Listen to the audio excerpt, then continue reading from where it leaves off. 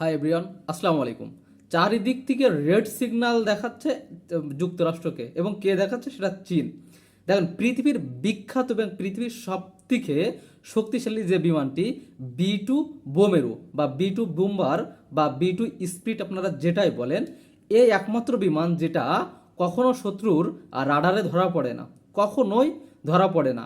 এটা উপর দিয়ে সাইলেন্টলি কি করে যায়, যে অপারেশন চালাই যায় এবং 25 থেকে 30 ঘন্টা একটানা ফ্লাই করতে পারে এই বিমানটি, এবং পৃথিবীর সব থেকে শক্তিশালী বিমান এটি, যেটা 19 দশকে তৈরি করে কে আমেরিকা, এবং সেই সময়ের প্রযুক্তিতে।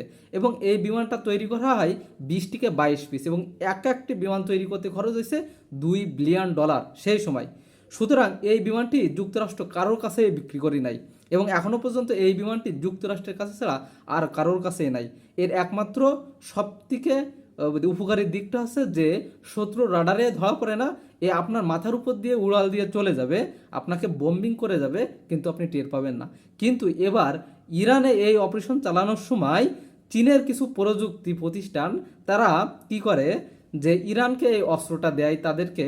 সো এআই একটা টেকনোলজি, সো সেই টেকনোলজি দ্বারা তারা এই বিমান শনাক্ত করতে সক্ষম হয়েছে, এবং তারা কি করছে, এই বিমান যেহেতু তার গায়ে কি থাকে, কালো রং এবং কার্বন দেওয়া থাকে, যে কারণে সেটা রাডারের সিগন্যাল এড়ায় যায়। কিন্তু পাইলটরা যখন বিমান নিয়ন্ত্রণ করার জন্য কন্ট্রোল রুমের সাথে যে রেডিও সিগন্যালের মাধ্যমে কথা বলে, সেই রেডিও সিগন্যাল ধরতে সক্ষম হয়েছে কি চীনের একটা এআই প্রযুক্তি প্রতিষ্ঠান, এবং তারা সেটা দাবিই করছে, এবং যারা করছে ইতিমধ্যেই। সুতরাং পৃথিবী দাবায় বেড়ানো এই যে দানব, সেই দানবের দিন শেষ। তার মানে আমেরিকার আসলে চারিদিক থেকে তারা রেড সিগন্যাল পাচ্ছে, এবং চীনের একদম রাজকীয় উত্থান হচ্ছে বিশ্ব রাজনীতিতে। সুতরাং আমেরিকার দিন যে শেষ, সেটা আসলে বোঝাই যাচ্ছে। তবে দেখা যাক, খালি সময়ের অপেক্ষা।